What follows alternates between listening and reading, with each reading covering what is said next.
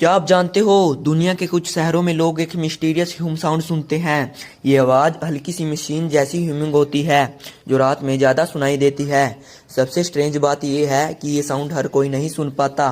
Scientist ने इस mystery को सोल्व करने की बहुत कोशिश की है, लेकिन एग्जैक्ट सोर्स आज तक क्लियर नहीं हुआ है। कुछ लोग कहते हैं ये अर्थ की वाइब्रेशन हो सकती है और कुछ लोग इसे सीक्रेट मशीन से जोड़ते हैं।